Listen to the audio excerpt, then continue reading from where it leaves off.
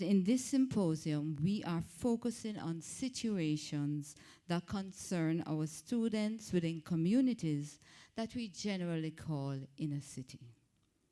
Teachers are being encouraged to connect students' learning to the students' lived experiences.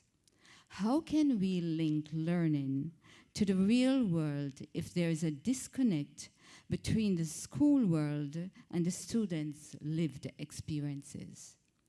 As educators, we must first understand the living conditions and situations of our students in order to have a lasting impact on them in the learning environment. Changing the landscape of education within resourced communities, under-resourced communities, has a past and a future. Last year, the School of Education partnered with Operation Restoration Christian School to develop a music program coordinated by Dr. O'Neill Mundell, our music educator at the School of Education. Also, the School of Education collaborated with Operation Save Jamaica to conduct we conducted 5 workshops to support the professional development of 30 teachers from approximately 12 schools, traditional and non-traditional at the secondary level. Also in attending these workshops were institutions that have homework programs within the communities. The focus for 2012 and 2013 was Operation Restoration Christian School, which was founded and managed by Miss Lorna Stanley. Going forward, we will continue with the programs for teacher professional development, and we will be implementing strategies that will enhance economic sustainability in the under-resourced schools. So, ladies and gentlemen, it is my pleasure to welcome our local and international presenters. Welcome. Could we? Our sponsors and stakeholders, without whom this symposium would not be possible. And to all our participants and other distinguished ladies and gentlemen, we welcome you.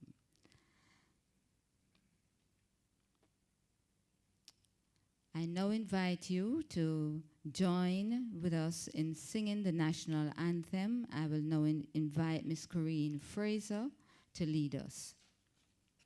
Could we stand, please? Eternal Father, bless our land. Guide us with thy mighty hand. Keep us free from evil powers.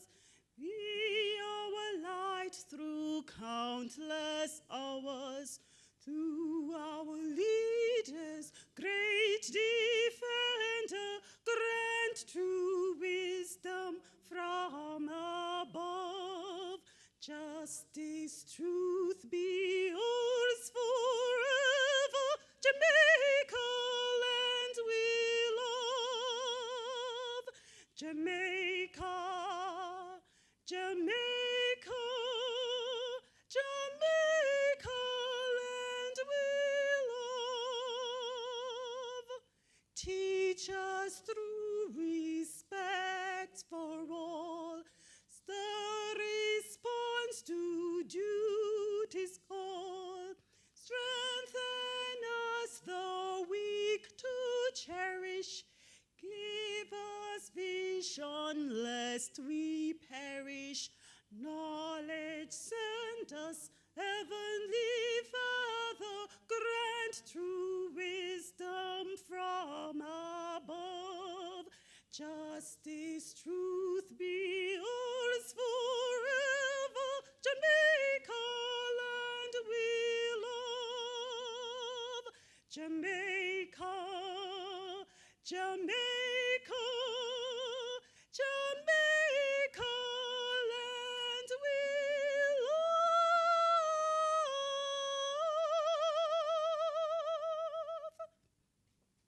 Thank you, Ms. Fraser. Thank you. Beautiful. We now invite Pastor Bruce Fletcher, founder and chairperson of Operation Save Jamaica. He was also co-chair of this symposium to give an overview. Could we welcome him, please?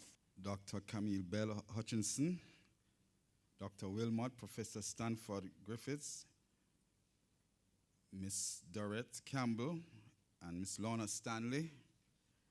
Ladies and gentlemen, distinguished guests, teachers, students, good morning. Welcome to the Changing the Landscape of Education Symposium. Operation Save Jamaica is pleased to be partnering with the School of Education in hosting this conference. Special welcome to Ms. Carleen Lage, the president of the Union of Jamaican Alumni Association. She just came in, heard about the symposium, and she flew in just for this, and she'll be flying out, I think, tomorrow. And just want to say welcome to her. Want to welcome also some of the students that came with Dr. David Jordan from the States. Just want to say thank you for coming along to be part of this symposium. This symposium aims to tackle some of the issues facing education in under-resourced communities head-on. The issues it seeks to address are of critical importance and very timely considering the challenges faced by inner-city schools and communities. The overall aim of the symposium is to discuss and determine the best way forward to achieve improvements in student development and academic achievement.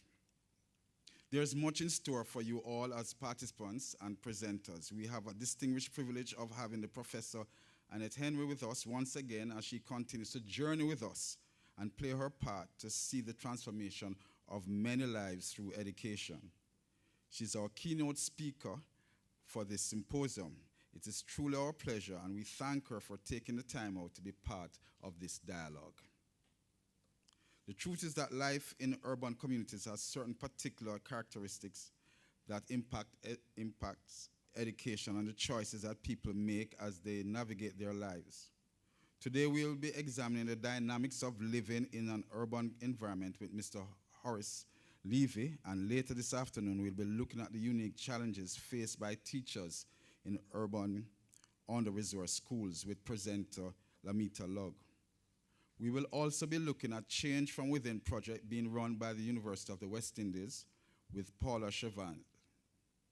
This is a major project which involves over 40 primary schools across the island. We will also be examining the problem that affects children's ability to absorb education with Dr. Claudette Crawford Brown, and the special challenges faced by boys in under-resourced communities with Dr. Herbert Gale. Tomorrow's session will look at implementing positive disciplined parenting education in Jamaica with Mrs. Penny Caballo-Smith, and entrepreneurship in education with Dr. David Jordan. We will also have a number of workshops on restorative justice circles, conflict management through mediation, and classroom management. Understanding children's temperament as well. Tomorrow afternoon session will look at a number of issues such as how do parents in the under-resourced communities sustain their children's education with Dr. Lorraine Cook. Dr. O'Neill Mundell will be presenting on the role of the arts in influencing economic sustainability in education, and Dr. Haldane Morris will speak to us on the role of TVET in fostering economic sustainability in education. We will also have a special panel discussion on economic sustainability in education, featuring a number of esteemed analysts, educators, and practitioners, including Dr. Henley Morgan, Dr. Jennifer Winter Palmer, Dr. Peter John, and Dr. Alden Morris, and Dr. Jordan. So we are in for a great time together, and we just ask you to sit back and participate as much as possible as we have this time together as we look at Jamaica's future in education. God bless you. Thank you, Pastor Bruce. We now invite Dr. O'Neill Mundell to lead us in prayers. Dr. O'Neill Mundell. Let us bow our hearts, heads. Now, Lord, we come to you, your servants, Lord. We ask that you guide our thoughts over these days. We ask that at the end of it, we'll be able to say that it was good for us to be here. Lord, we thank you for the organizers. Thank you for these projects and the ideas. We ask that you journey with those who are on their way. We humbly ask that you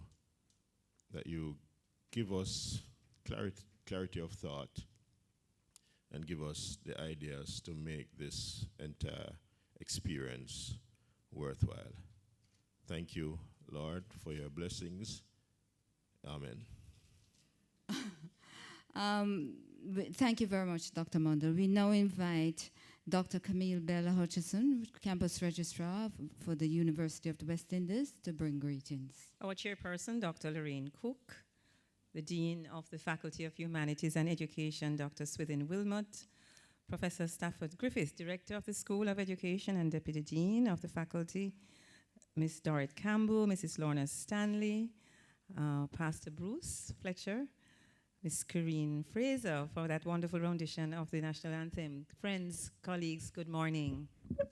I'm not so tall, but I have on heels because I pretend to be tall. So I have to move this. First of all, let me just make one correction. I'm not really the campus registrar for the University of the West Indies. We have 4 campuses, and I'm the campus registrar for the Mona campus. And so it's really my pleasure to bring greetings to you this morning and to just bring greetings too from our principal, Professor Archibald MacDonald, who would have liked to be here, but unfortunately duty calls and he is away. But Dr. Cook, he sends greetings and he trusts that you will have a very successful symposium. Those who know me know that I am an educator at heart. Once you're an educator, you're always an educator, no matter what role you find yourself in. And I think I must congratulate the School of Education for tackling this issue. Sometimes I listen to the news and I listen to the Ministry of Education speaking, and I listen to all the solutions we're planning for the country. But sometimes you find that they really don't dig into the real issues, and we don't understand that underpinning the success of our educational system are some critical factors, one of which you are tackling now.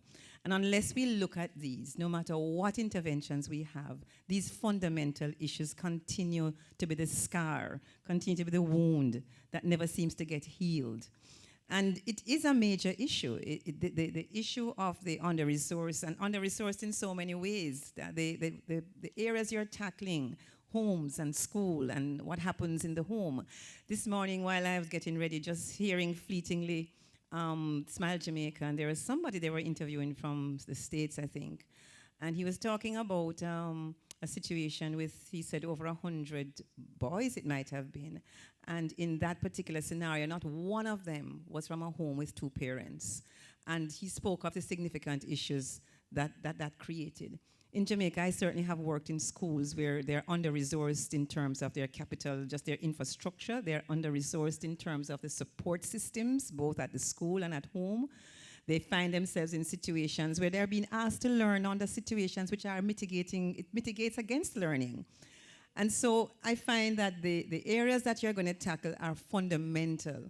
And more than anything else, Dr. Cook and Pastor Bruce, I'm hoping that an action plan is going to be out of this, not in a very esoteric and theoretical way, but a plan that can work for us, a plan that we can put before the ministry and say, this is what we're talking about. We're saying that every child can learn, every child must learn. But I must confess that I say that now and I smile. I won't tell you how I smile, because it is good to have all these cliches. But until we tackle these fundamental issues, we will never be in a position to really feel that every child who can learn will learn. And the University of the West Indies, certainly the Mona campus, believes that the School of Education fundamentally must drive that change. And so I commend you, and I wish for you all a really successful symposium, and look towards receiving that action plan that we can help you to drive this fundamental issue and make a difference for our wonderful young people in Jamaica. Thank you very much. Thank you so much, Campus Registrar, Mrs. Bell Hutchinson. And that's a challenge. That's a challenge. We want to really go beyond, below, underneath the surface to really unearth what students are experiencing in these under-resourced communities and try to address the issues. And thanks for the challenge of the action plan. And Pastor Bruce, we note and we highlight because that is exactly what we're aiming for. So thank you very much. We now invite Dr. Swithin Wilmot, Dean for the Faculty of Humanities and Education. Please join me in welcoming him.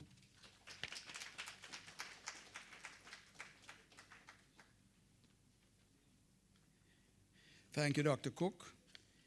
Special welcome to Pastor Bruce Fletcher, who we met last year in a related situation. Colleagues at the university, Mrs. Campbell from the Ministry of Education, colleagues and friends all. It's always difficult to speak after a registrar who is also in the area. Greetings can be very profound and formal, and registrars and principals do that all the time. But Dr. Bell Hutchinson clearly has been an extended loan from the School of Education as registrar. And in a sense, she just captured everything I had to say. But having said all that now, I'll have to create something else.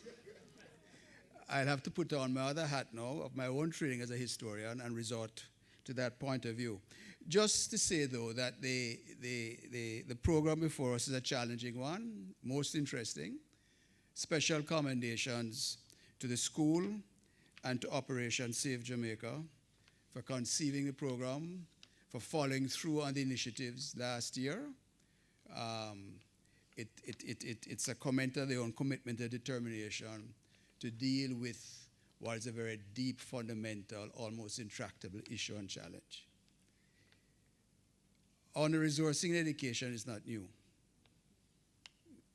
Our history of education from day one suffered or had to deal with that.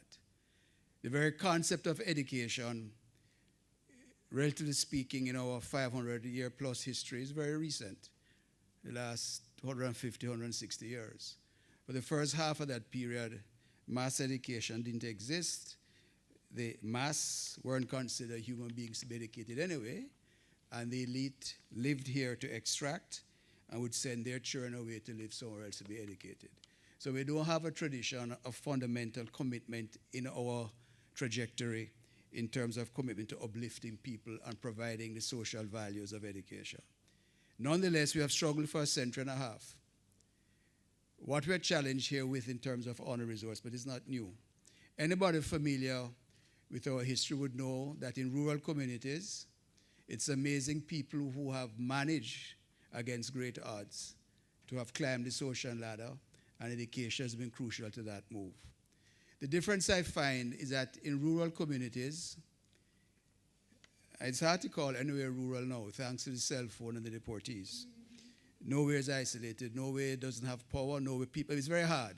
But in traditional rural communities, the role of family in all its manifestations, extended family, grandmother family, grandfather family, cousins, the village. The role of family was crucial in supporting whatever was there and opportunities and reinforced all sorts of values and focus. In our sprawling, challenged urban settlement, as the registrar pointed out, family in whatever manifestation is under siege. And that certainly has implications for youngsters. It's seemingly particular boys who are challenged in terms of direction and focus and value. And in that regard, I think the School of Education must be commended for its outreach, for the realization is very clear that whatever programs they have here, those programs have to be informed by the sort of praxis we have here. How do we match what we are saying here with the larger realities around us? And how do those larger realities impact what we say here and how we say it? And I have to commend Professor Griffith, Dr. Cook, and her colleagues, and their colleagues in the school in trying to formulate ways to respond to these challenges. What we have here today is one such manifestation. I have two apologies to make now. One is that having said my little bit, I have to flee. And then that tomorrow, I'm sorry, looking at the program, tomorrow I can't join you because the registrar on another hat has me fully on the manners tomorrow with graduation. We have graduation. The Faculty of Humanities function, in fact, is in the morning as well. I just want to say I won't be here, but I'll be thinking of you and hoping that your deliberations will be productive, insightful, and that you'll all leave here energized and re-energized to serve what really is Jamaica land we love. I thought of the vision, that comment as we sang the anthem, without vision we perish. Without this sort of vision, this country will perish. So I really want to commend you again for sustaining the vision, for taking the time out to look again at how best we can deal with some of these intractable challenges. Commendations to the School of Education again and to Operation SAVE. Thank you very much. Thanks, Dean Wilmot. Thank you so much for re-emphasizing the need for us to be proactive in the education system of our country. We now come to a very precious person who has been part of the journey, our director, Professor Stafford Griffiths. We now invite him to bring greetings. He has shared the vision. He has been an encouragement. So could you please put your hands together to welcome Professor Griffiths. Madam Chair, Dr. Camille Bell Hutchinson, Registrar of the Mona Campus, Dr. Swithin Wilmot, Dean of the Faculty of Humanities and Education, and in that capacity, my boss, Ms. Lorna Stanley, founder and principal of Operation Restoration Christian School, Pastor Bruce Fletcher, chairman of Operation Save Jamaica, Professor Annette Henry of the University of British Columbia, Ms. Dorette Campbell of the Ministry of Education, who I understand will be representing the Minister of Education at this morning's ceremony. My colleague at the School of Education, Dr. O'Neill Montle, distinguished participants of this symposium, invited guests, ladies and gentlemen, and I understand there are some students, haven't seen them, but just in case I'm missing them, I should also add boys and girls. Good morning. Good morning. Despite the recognition that I may be repeating some of what has already been said, I trust that you will bear with me because I feel that some things are really worth repeating. I'm pleased this morning to bring you greetings from the School of Education at the Mona campus. I am delighted that the School of Education has been able to partner with Operation Save Jamaica to organize this two-day seminar on changing the landscape of education within under-resourced urban schools and communities. The School of Education has a strong tradition of working with various partners in seeking to improve the circumstances of under-resourced communities in Jamaica and the rest of the Caribbean. In addition to what you have already heard, I would merely like to call attention to two other significant involvement that we have had in the School of Education, about which you may know. One is the involvement in the USAID-funded Caribbean Center of Excellence for Teacher Training, the Caribbean SET project, which focused on helping students in marginalized communities, students at the primary level in those communities in Jamaica and the rest of the Caribbean. The second is the more recent Chase-funded, what we call Access Project, Assessment Center and Child Education Support Services, Access, which targets the UWI township in particular, and focuses on students at risk of failure in the school system.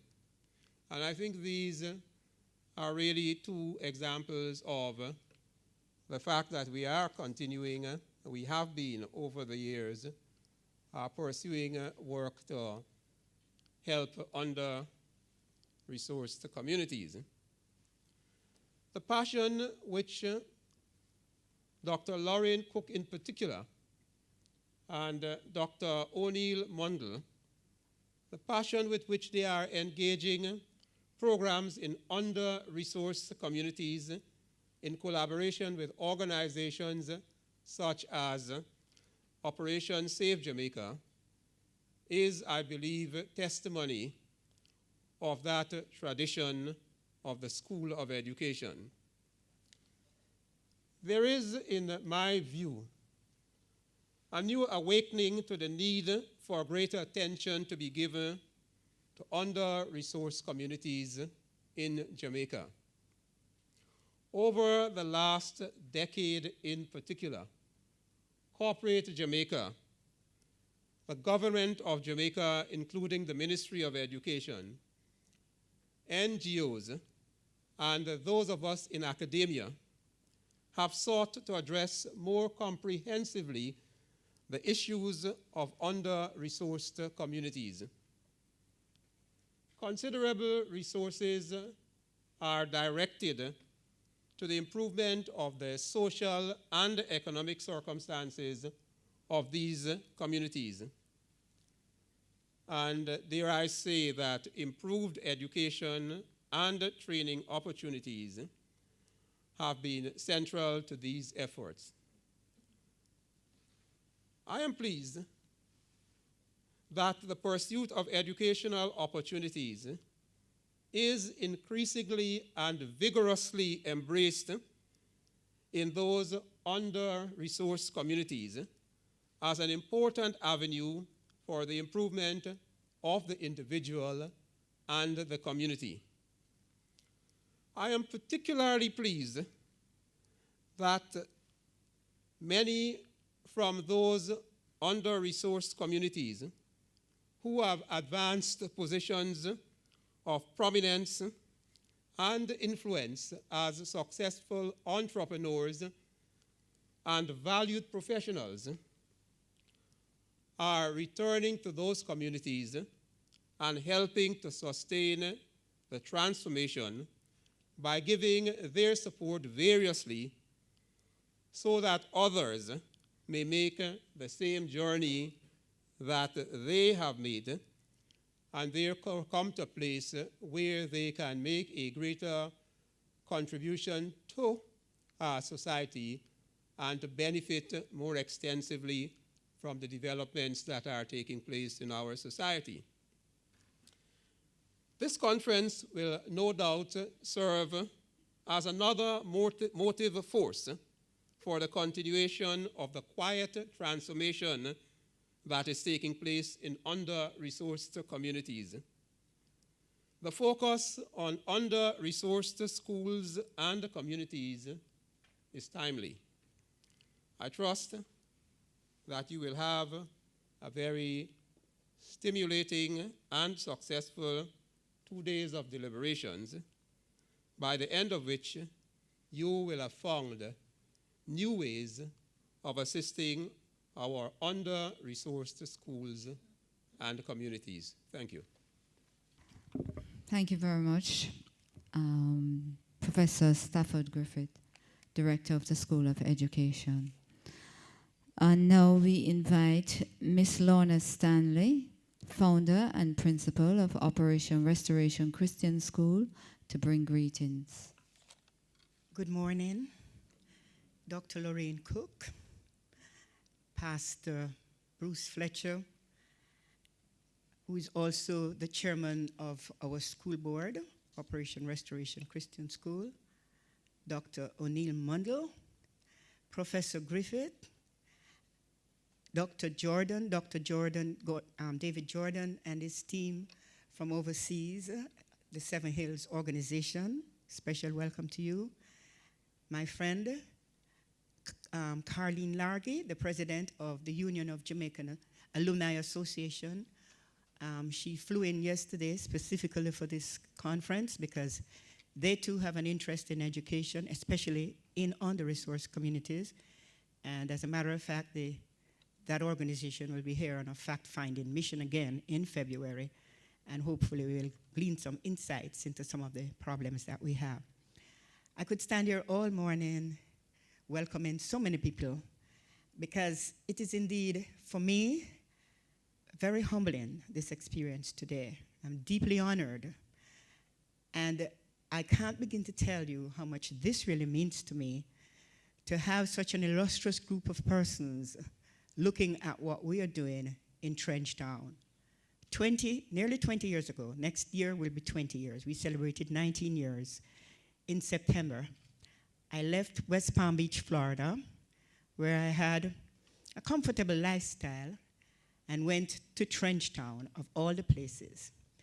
When I got to Trenchtown, I started an after-school program because at the time it was just my intention to have a youth enhancement program and a homework program. But very, very soon after that, I realized that a number of students who were coming in from other schools were unable to read and write. Some did not even know the alphabet. And that, for me, was mind-boggling. I could not believe that 15, 16-year-old students, some of whom were in high schools, were unable. Some couldn't even spell their names. I remember one boy, when we started at first, and I asked him what his name was, and he said it was something, and I heard an A and an N as the first letter. And I said, what is your name? And he spelled your name, and he said B-O-L-A-S, Bolas. His name was Nicholas. And I asked him if he knew the alphabet, and he was offended. And he said, of course I know the alphabet. And I said, please say it. And he said, A, B, C, D, K, R, B, W. And that was it. That was the impetus for me to get started. And we started with very humble beginnings. At the time, we had nothing at all because we did not even have desks nor chairs. I used clipboards for desks, building blocks for seats. But soon after that, somebody came and saw what we were doing, caught sight of the vision, and helped us to get some desks. And that's the way we have grown. We have grown to the point where the University of the West Indies is now recognizing us as an organization that they can look to somewhat for best practices, because the things that we're doing there are simply amazing. The transformation in the lives of the students. Only yesterday we saw one, and in the presence of my friend Carleen, I asked him, I said, are you still walking with the gunmen? And he said, not now. That's a youngster. He's 16 years old. And he is a lookout man out there. But coming to the school has made a difference.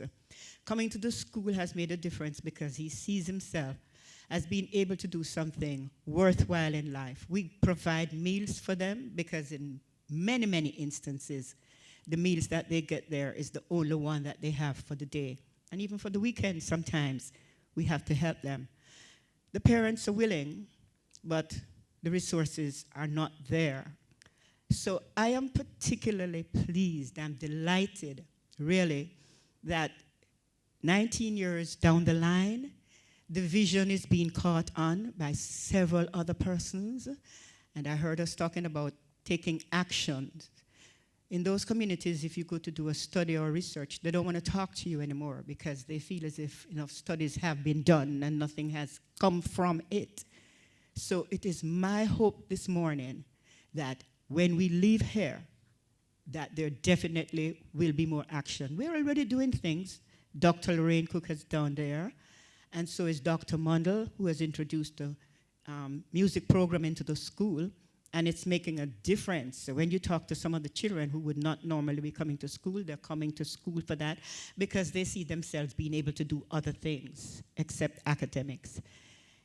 Please remember that the majority of the youngsters in those communities, all of them, they are the future of Jamaica, but the majority of those youngsters are also the ones that are going to be the criminals. They are the young gunmen. If something is not done, education is definitely making a difference. They will tell you that. There was one boy, when he learned to spell his name, he cried. And now he smiles because he can even write his name. And he tells us all the time that this is what is making the difference. Our teachers, they are impacting the community. All of the teachers at the school, they are from the community. Many of them, when they started, had no subjects. I shared this with you. I just shared it this morning. There's one teacher in particular. When she heard about the school, her brother used to teach there, and he was killed. And she came and asked us if she could take his place. And when I asked her if she had any subject, she said no. But that she had a friend who was willing to sit the exams in her name. And I said, what? And she said, yes. I said, but you can't do that. What about integrity? Oh, that's the way we do things down here. Well, I challenged her. And I said to her, unless you go back to school, take the exams, you can't teach here. We helped her with fees, and she went back and she did it. And the first sitting, she passed 4 subjects, 2 distinctions, and 1 in English. Today, she's a second-year student at the University of the West Indies. I can't begin to tell you, yes, the impact that that is making on the wider community. Her children are also at university.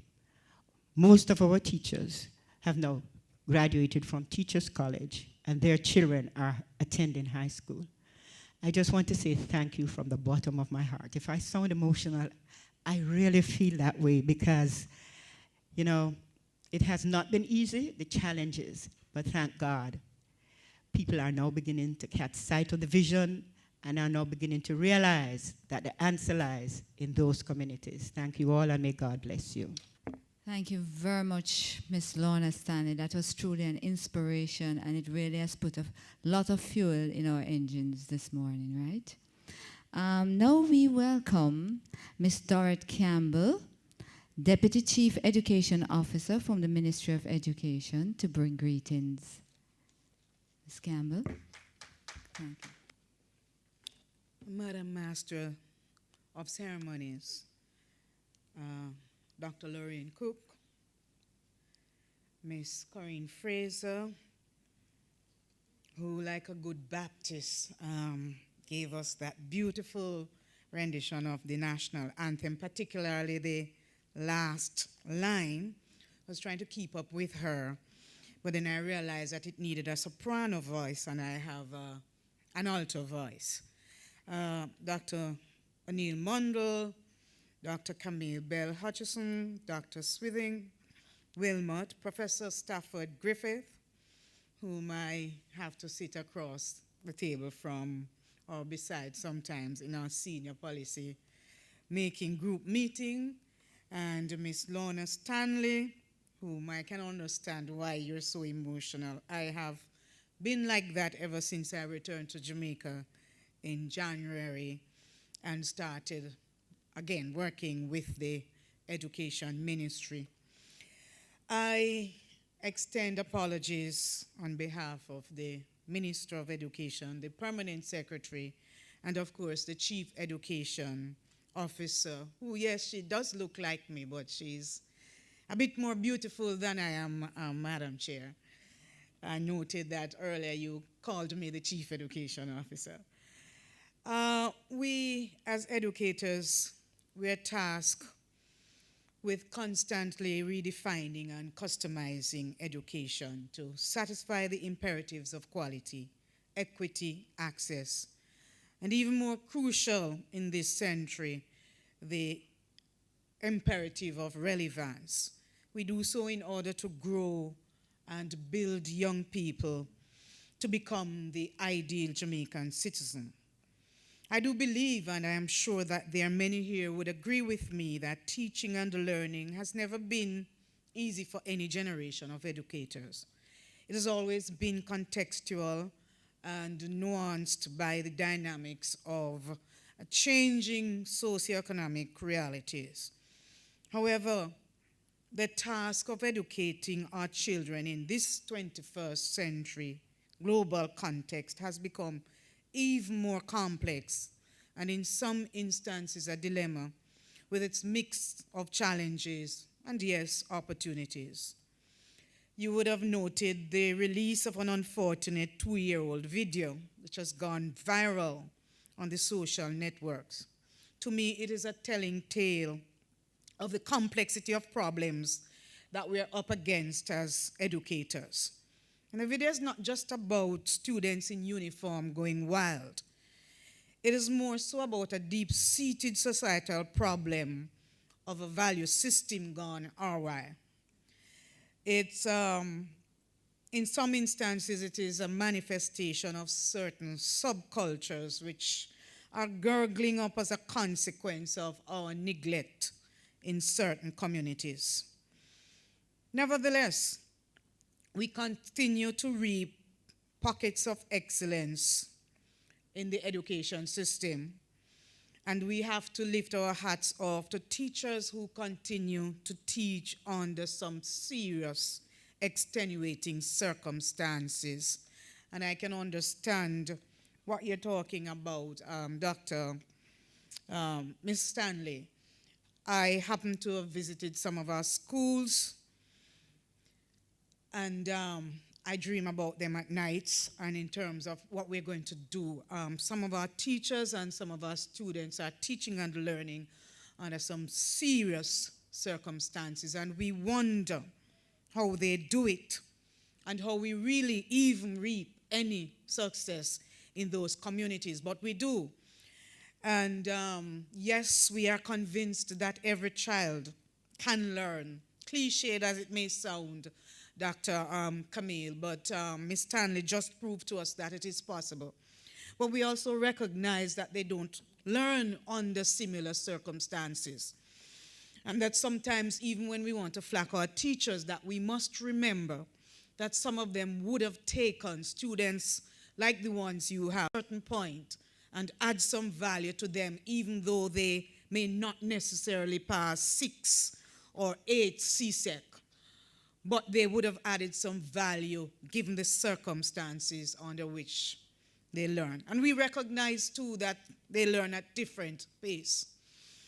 But it is our responsibility to continue to forge the kind of partnerships that will create productive and inclusive learning environments, and also build the capacity of our educators to be more effective in boosting the learning capabilities among our students in the varied and, yes, uneven contexts in which they have to teach and in which the students have to learn. To do so, we really do need the resources, human, material, and otherwise. But it's not just about the financial and the infrastructural resources. We also need to have a thorough understanding of the dynamics of the communities in which we locate some of our schools, and the social and, yes, socio-cultural realities which shape the experiences and arguably the learning capabilities of our children in these communities. There's also a need to build the capacity of our communities to support our schools, and by so doing, sustain the education of their children. What better way to understand this than this kind of conversation that we're about to undertake, and the quality research that comes from places like the School of Education. Only just recently, the Minister of Education tasked us with the responsibility of developing yet some other policy guidelines on how we can treat with, plan for, and respond to underutilized schools. When we were meeting to look at that, we recognized that it's the context in which these schools are located that cause them to be underutilized. And so we recognize that we could not even begin to explore that issue without also looking at the issue of under-resourced schools in urban communities. So, therefore, this two-day symposium titled Changing the Landscape of Education Within Under-Resourced Urban Schools and Community is very well timed. And so on behalf of the Ministry of Education, I want to applaud the efforts of the conveners and organizers, the UWI School of Education, Operation Save Jamaica, specifically Dr. Lorraine Cook and Pastor Bruce Fletcher, for bringing together such awesome lineup of expertise to delve into the rugged terrain of teaching and learning, particularly in these under-resourced urban communities, for examining the gender differentials in these schools and communities, for trekking through the dilemma of parental support for their children's education, and attempting to provide us with solutions on these and other critical issues. I'd really love to return tomorrow to participate in what I believe will be an intriguing conversation on the role of TVET as well as the role of the arts in fostering and influencing economic sustainability in education. I'm also very pleased with the lineup of the topics in the workshop. Certainly, we need to emphasize entrepreneurship in education as a means of boosting the employability of our young people, who will in turn also create jobs for others. We also need to understand our children's temperaments as we help our teachers to manage their classroom. This is part of their professional development. And in a country where violence seems to be the response to every problem, we certainly welcome further insights on conflict management and conflict management through mediation. I therefore look forward to the keynote presentation by Professor Annette Henry from the University of British Columbia, and I'm sure she's a Jamaican somewhere in that. Yes, and it is with vested interest, since I'm tasked with the operations of our school, that I await the outcomes of this two-day symposium. And of course, I know Professor Griffith will be willing to share with us those outcomes. Those solutions will certainly help us to chart the way in how we treat with and support our schools, particularly those in the inner city communities. So I say, God bless you all as you continue to undertake these 2 days, 2 exciting days of productive conversations. Thank you. Thank you, Ms. Campbell. And thanks for the challenge that we need to build the capacity of the communities to support the school. That's a very important aspect of bringing about transformation within the urban, under-resourced schools. Okay, now we're coming to the big moment. I'm going to invite Miss Charmaine Henry to introduce our keynote speaker. Do you notice Charmaine Henry, Professor Annette Henry? The names sound similar, right? And there's a common name there, Henry. They are related. Miss Charmaine Henry is a cousin of Professor Annette Henry, and she is also a lecturer in Karamak at the University of the West Indies, and so she is the best person, the most appropriate person to introduce the keynote speaker. Please welcome Ms. Charmaine Henry. Thank you, Dr. Cook.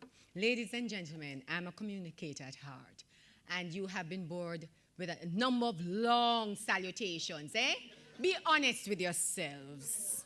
Yes, so I will acknowledge everyone here by saying a very pleasant morning to you. And if I do not call you by name, please understand. I want to get into the meat of the matter, eh? So, ladies and gentlemen, our guest speaker is not entirely a stranger to Jamaica, and you're correct, Miss Campbell.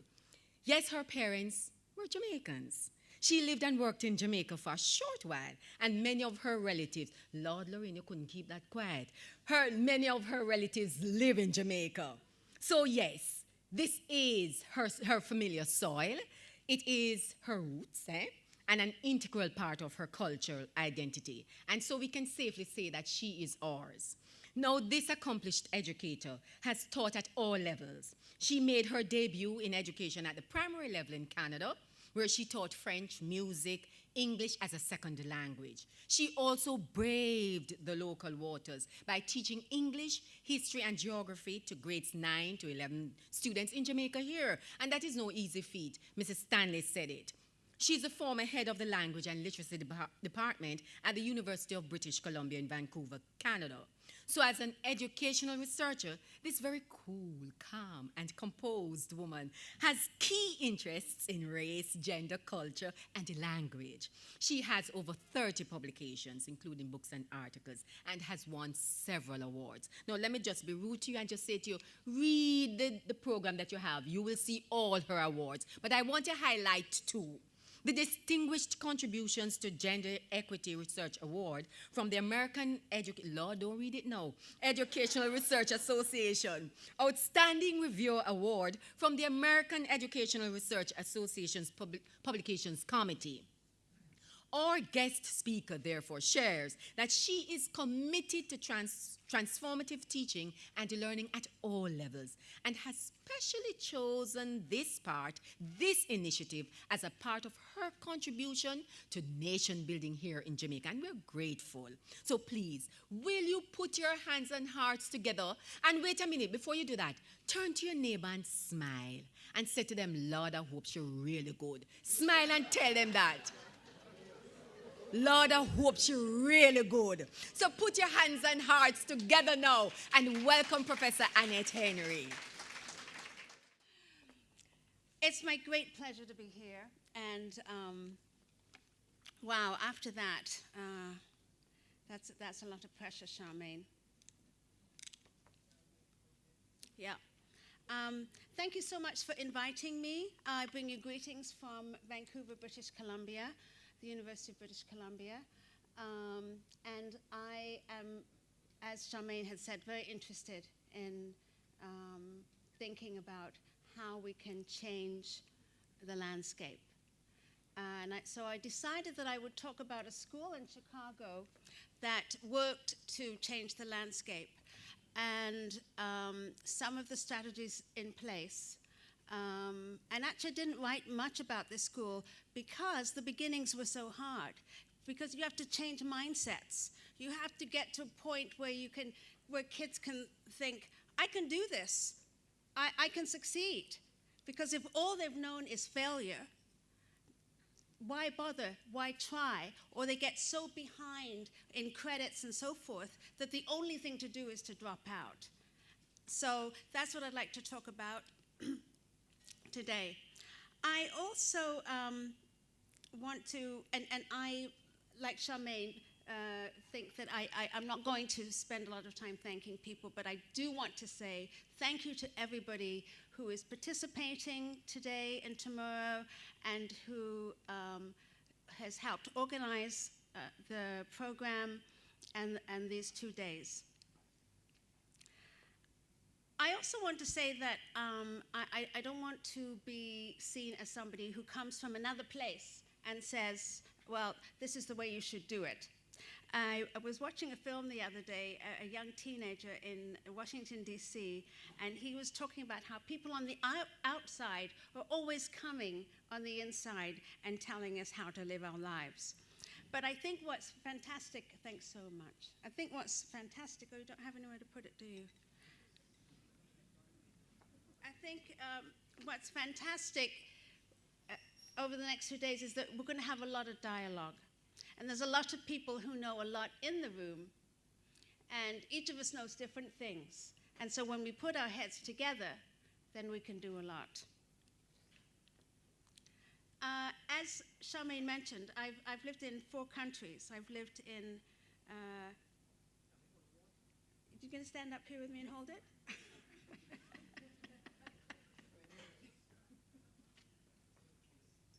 Thank you. I've lived in 4 countries. I was born in England. My parents are from Jamaica. I lived in Canada. I live in Canada now, and I've lived in the United States.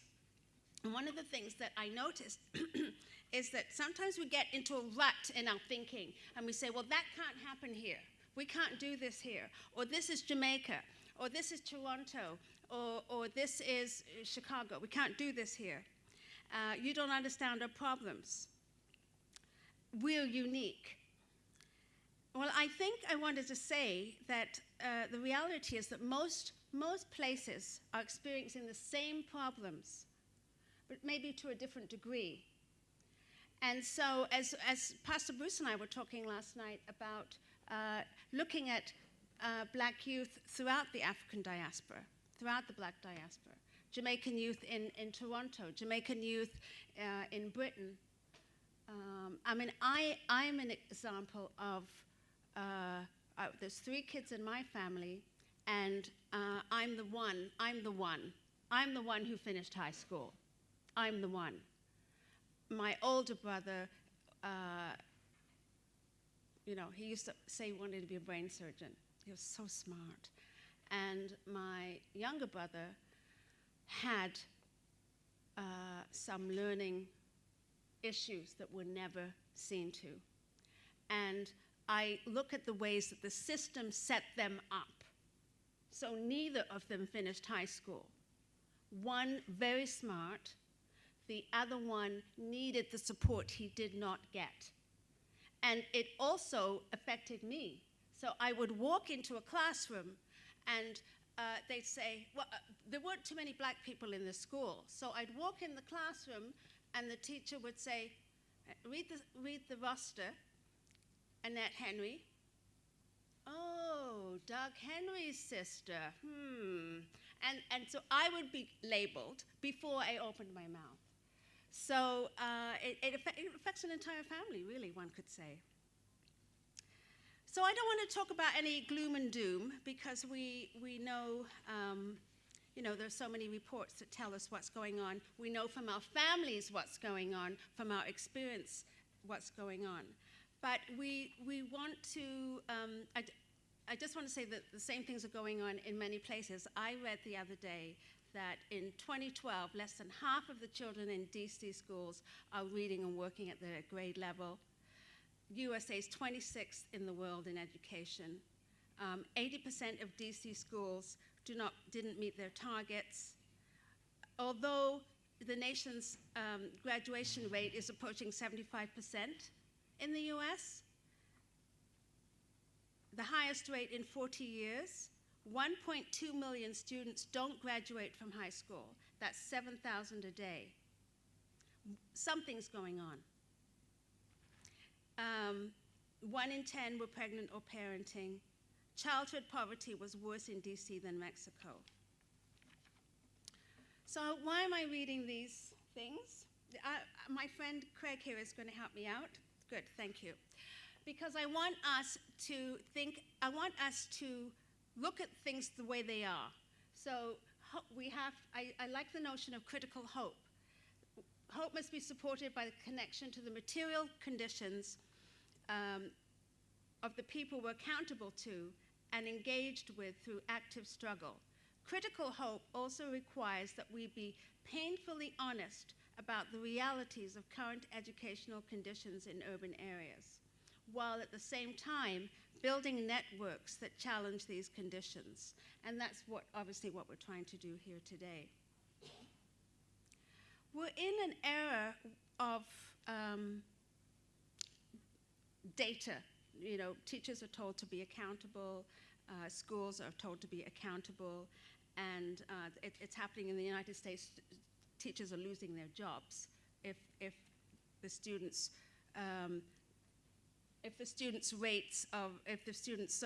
don't progress on performance tests. And the same thing is happening in Jamaica also. teachers are told to be accountable. And I just wanted to say, just pull that out of the Gleaner, but I just wanted to say that, data can be good.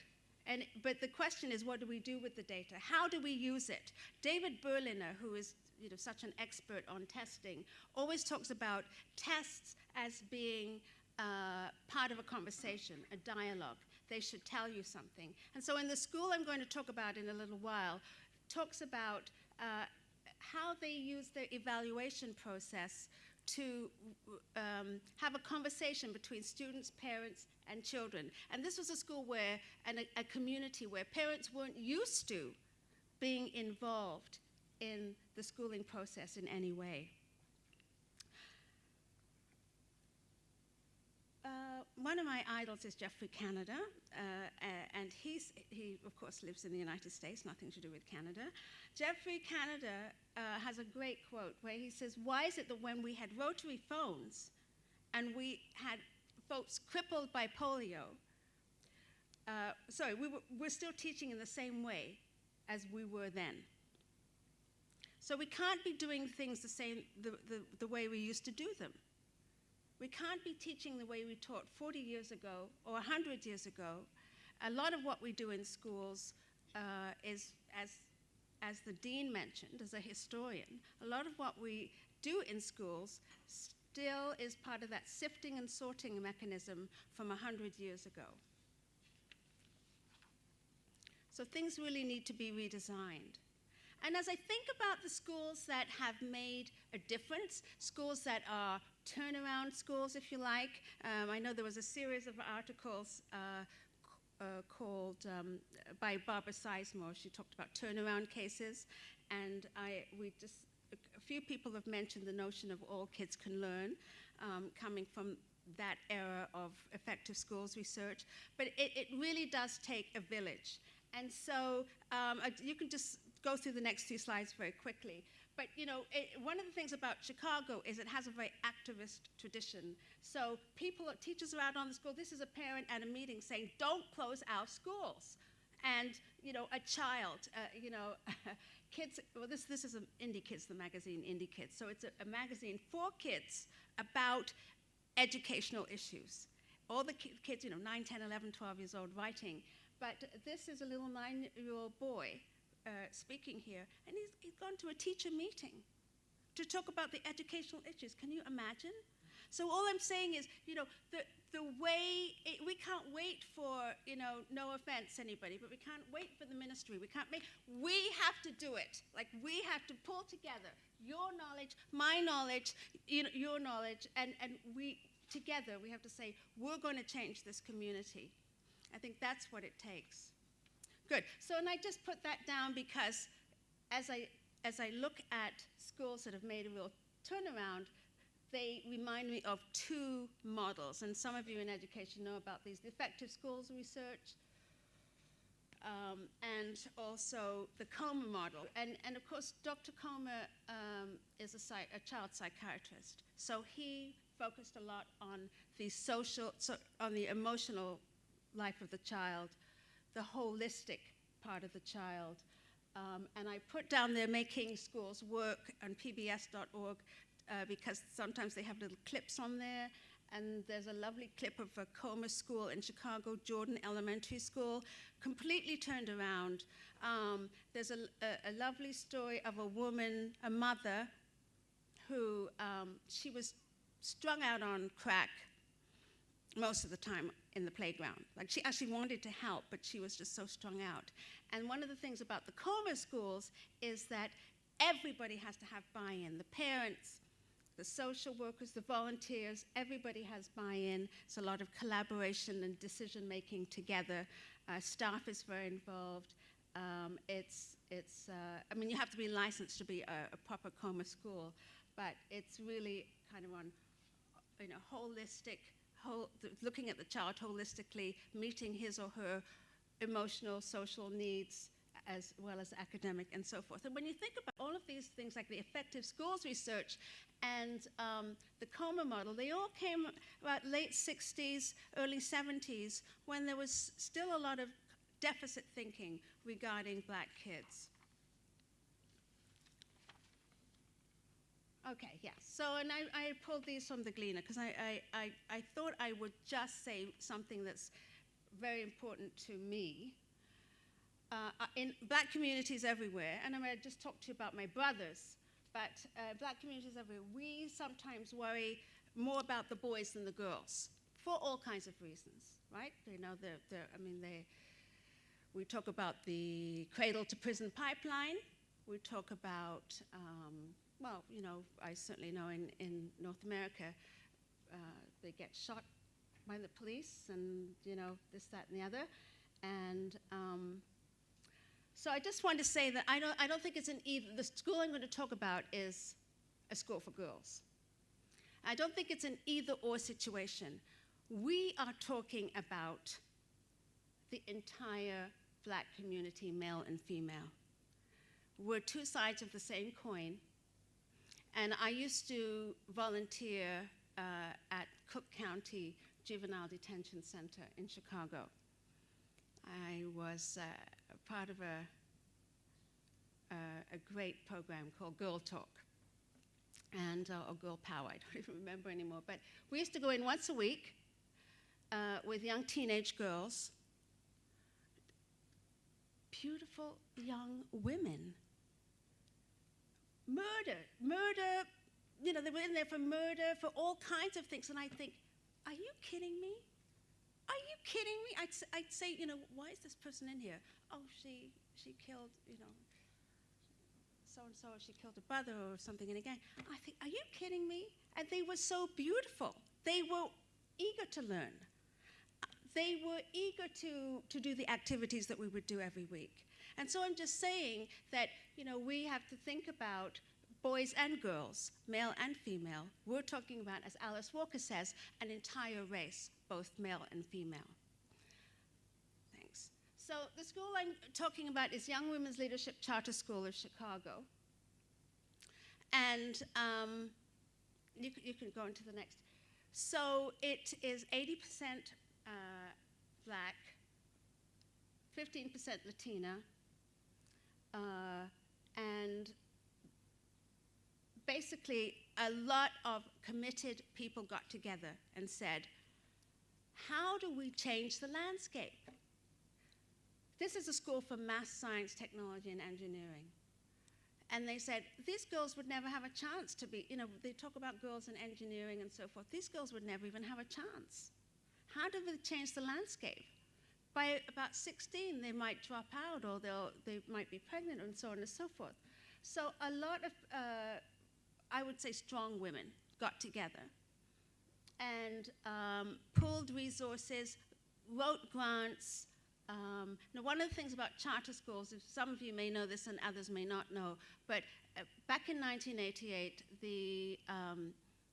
actually Chicago, the local communities were given a lot more autonomy in terms of what they could do in the classroom. So yes, there's still they sort of had local school councils, but there's still the, you know, the ministry. So you can just, yeah, and again. So I wanted to just, oh, okay, back. I wanted to just show you that they have a 100% graduation rate. They have a 100% graduation rate, 100% accepted to college. I think the first year they had an 88% graduation rate, the first set of graduates. And, you know, that wasn't easy because they had to change the mindsets. They had to help girls be confident about learning.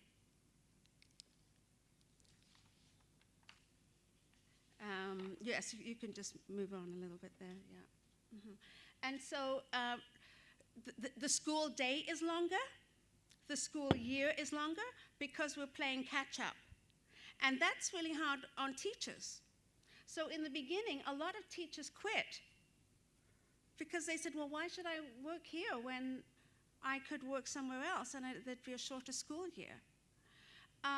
So it really had to be very, very dedicated people. So there was high attrition in the beginning. And highly qualified teachers, they really searched out for highly qualified teachers, and they encouraged them to go above the state certification, to go for the NB, was for national boards. So they wanted highly, highly confident and competent teachers. They also had an awful lot of teacher development. I've never seen so much teacher development in my life. And so, you know, one of the things, unfortunately, I work in teacher education too, and I think that often our students are not prepared for the classroom.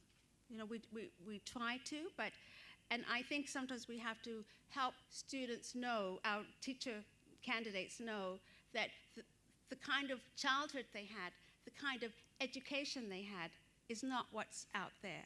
I used to do a reading writing workshop with teens from the Caribbean in Chicago. And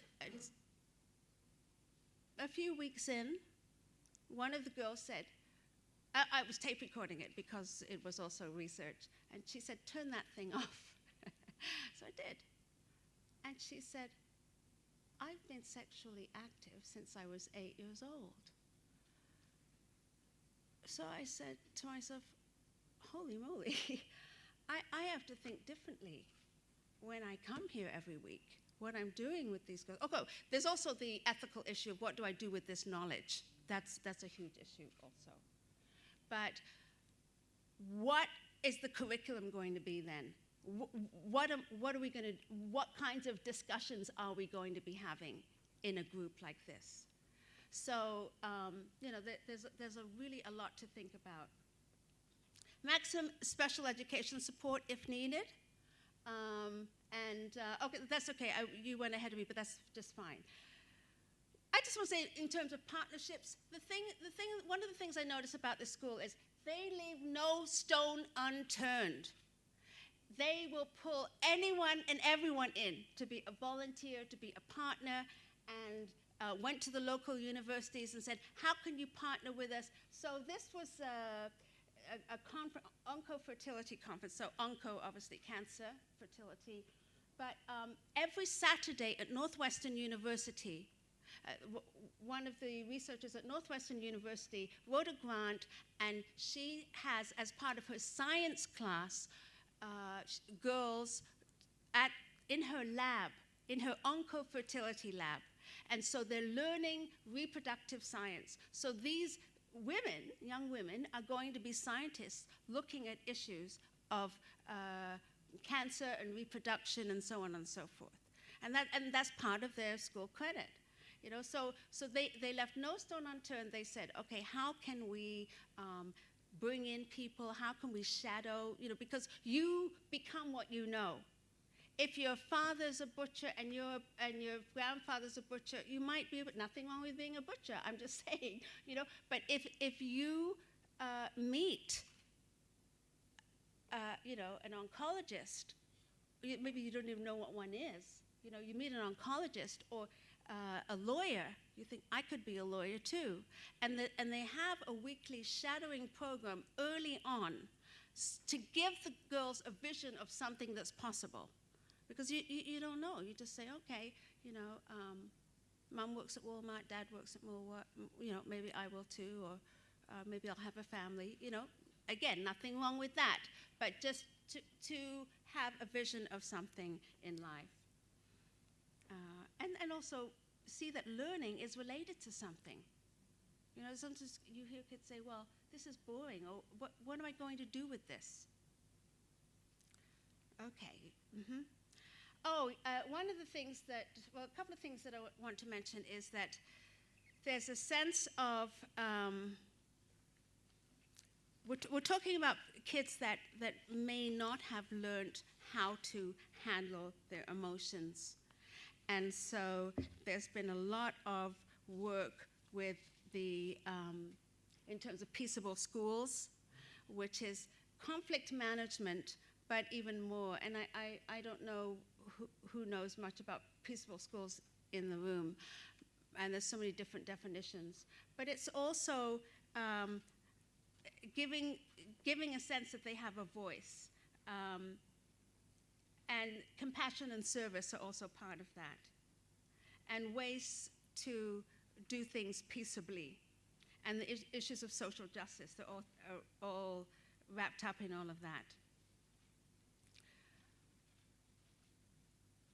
they used, and now the girls every morning at 8 o'clock, they have a pledge where they say, today, tomorrow, and every day, I pledge to be a leader by inspiring those who come after me and by making a difference in my school, my community, and my world. Although we are different, we stand as one, respecting each other as family.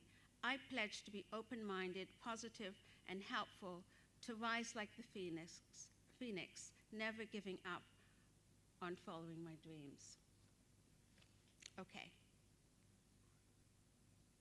Thanks, Craig. Good. And I think in the beginning, this was the kind of the mantra or the motto, and then it evolved into that pledge, because they felt like we have to, you know, today we talk a lot about rewiring the circuitry, don't we? And there's a lot of talk about neuroplasticity and rewiring the circuitry and so forth. So they felt like we have to just have girls think differently. So we are respectful, hardworking, scholarly, responsible. You know, every school has its, you know, little mottos, but they found that they started saying, what kind of girls are we? You know, we are respectful, hardworking, scholarly, responsible, basically because they weren't yet, but they were going to become that way. Okay, thanks, Craig. And everywhere, the message is high expectations. So on Halloween, the tech teacher dresses up as a graduate because she says, I just have to give them this message that they will graduate. And bringing, well, you know, we were lucky in Chicago, but bringing in VIPs, right? So this is not a bigger one than Obama, but bringing in people in the neighborhood who, for example, Mae Jemison, the astronaut, came to visit one day. So they really worked hard at bringing in so-called role models. Yeah. And these were the two people who founded the school, and I put them up because they were so conscious of every detail, to the point that they said, we don't think we really should be the directors of this school. We think that if a school is majority girls of color, we're sending them the wrong message, that only white people can be leaders. You know, they were thinking through everything, even though Margaret here is probably one of the best math educators in North America. And so they were very lucky to have her. So so those two left. Margaret went on, and Marianne did, and these are the current co-directors. Okay, Craig? At some point, they realized they had all women teachers. Again, thinking through, what is our message here? What kind of families do these girls come from? Maybe they don't see a father. Maybe they need to see men in their lives. And so, again, and men of color, there's several Latino men there in that picture. Okay, just move on there. After school programs, did we do that? Okay, reciprocal teaching, yes. So the methods of teaching, inquiry methods, you know, collaborative methods, having kids really think, you know, ask questions, clarify.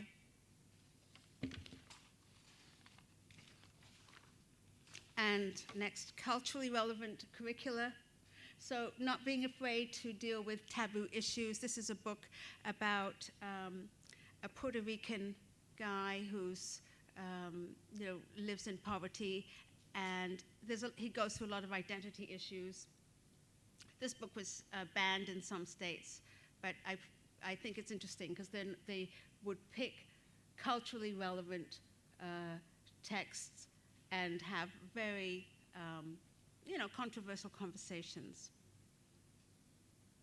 Okay, and students' backgrounds are validated, of course, through the curriculum and the messages around. And just the next, yes. So here's a parent who's a parent volunteer, very involved in the school.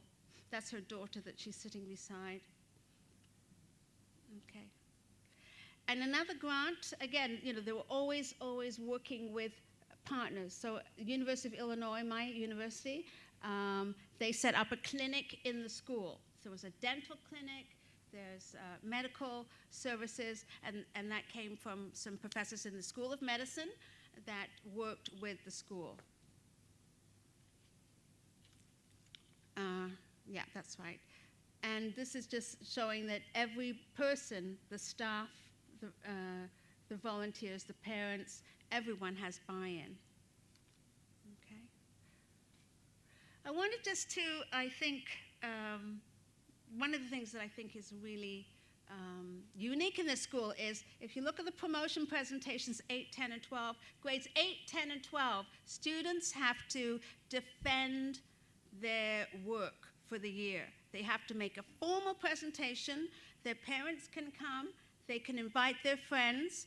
And the message there was, you know, if you are really going to be a leader of tomorrow, you can't just be kind of sheepishly, you know, you have to stand up and say, I think I should be promoted to grade 9 because this is the work I've done this year, and so on and so forth. And they ask very hard questions. So that's something quite unique. And the other thing, which I'll talk about a little later, is the interactive database. I'll talk about that in a little while. Okay. Yeah, just showing collaborative classrooms. Okay. And again, girls having a voice. So these were just put on this on the window. You know, I have the right to express myself, etc. Everywhere around the school, a message, you know, of your agency, okay? And also because they really emphasize social justice and speaking up for injustice on behalf of, you know, against injustice, there's messages around the school for things like that. Okay. Great, good. So I want to talk about evaluation. And I think this is actually one of the most interesting parts of how they thought about issues of equity. Because as I think I said earlier, we often do things the way we were taught. And I know when we're young teachers, sometimes we don't question the way things are done. And then after a while, we're more relaxed with our teaching and we think, why did I do it that way anyway? Or why is it done that way? It's not working for this group. And so what has happened here, we can maybe go to the next one. I like this quote because they say, we built the YWLCS system on the belief that evaluation within the context of schools should be informative rather than punitive, structured to motivate further learning rather than to limit future options. So when we think about what achievement is anyway, what is achievement? We sort of give students a set content, a set amount of time, then we evaluate the students, and it doesn't really matter, regardless of the student's needs or academic skills or background knowledge, we sort of just evaluate them. And this traditional structure assures that some fail and others don't. And you know, the dean talked about that sifting and sorting function for the last 100 years. And so as we think about giving kids opportunities, so number one, we're trying to help kids catch up. We're helping kids actually like learning, giving them opportunities to redo tests or assignments that are not well done the first attempt is something that they decided to do. And so actually, I think you might be ahead of me, but that's okay. That's okay. So basically they said, okay, this is what's happening, is that kids are dropping out of school because they fall so far behind. Have you ever, I'm sure people in the room have had students say, I can't possibly catch up. I might as well drop out. and maybe they can't catch up because they had an illness or there was a family problem. Maybe they were skipping school themselves. There could be all kinds of reasons why. And the research shows that most students in high school, anyway, it is that issue of credit deficit. They just feel like they can't catch up. And when we give students grades of, I don't know if you do things like this, but you give a student a 0, or then it becomes impossible, or such a low grade, a failing grade, it becomes impossible. So they kind of said, how can we use evaluation for equity? And so you can, I put this slide here because at the time, remember I said they just pull everybody they know in? Well, there was this woman called Peggy Baker who was kind of a tech freak because she's just so smart with. And so she created this program for them, and now she's turned it into a business. But where she created this interactive database for students. It's password protected, of course, it's secure. Students, teachers, and parents can log in and see real-time achievement. And they also, maybe it was probably easier if I just go to this next slide. So, yeah. So, for example, usually, I've got my little trusty thing here, but usually this is how we do things, let's say in the United States. So what they did here was, rather than the letter grade, they said high proficiency, or not yet proficient, right?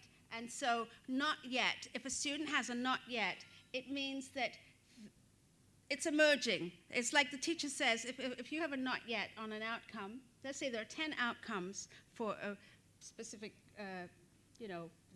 unit, and the teacher says you have a not yet, it means I believe in you, but you just haven't gotten there yet. I know you can do it.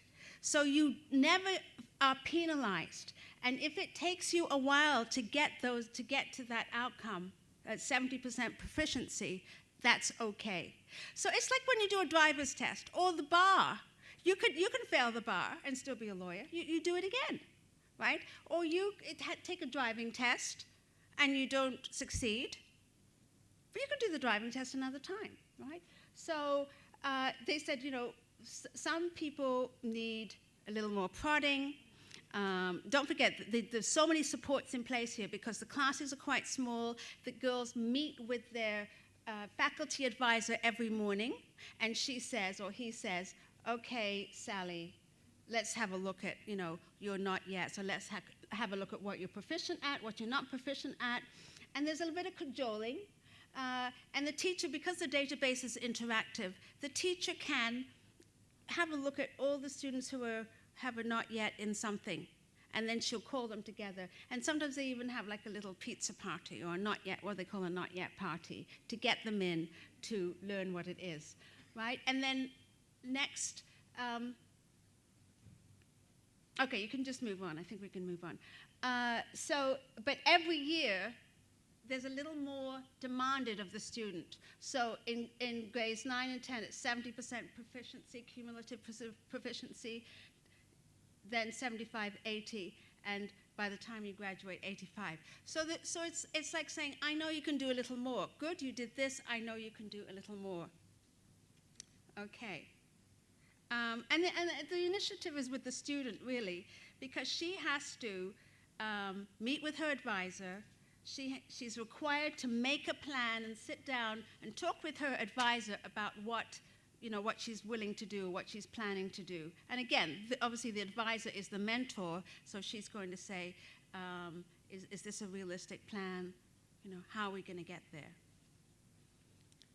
So her final grade reflects her achievement relative to each standard, regardless of how long it took her to get there, or how many failed attempts preceded that. And so that way it's kind of less motivating. Sorry, it's more motivating and less punitive. Okay, good. So this is just a bit of a summary trying to give kids, because they said, we're trying to help kids catch up here. We've got to give them multiple opportunities. And it has to be everybody doing this or not, right? Because you know yourself. Sometimes it may be even wherever you're teaching and a student says, can I do this again? Can I do this over? I will confess that sometimes I think, I'm not your personal, So everybody has to have the mindset that, yes, okay, you can do this again. Emphasis on not yet, and now they call it emerging rather than failure. And then one of the things that's interesting here is because it's helped parents feel like they're part of the process. So the school is open longer hours too for people who don't have computers at home, for example. So when a teacher makes a change in the record, it's on the computer, on the program the next day for the teacher, for the parent, and the child to see. Okay, so, and again, as I said earlier, it's trying to cultivate those academic mindsets of, I can do this, I can succeed, and also that this is fun, I can't see it, but I think time is up. Oh, okay, good. All right, thank you very much. Thank you so much, Professor Henry. She really left us with a lot of nuggets, a lot of things to think about.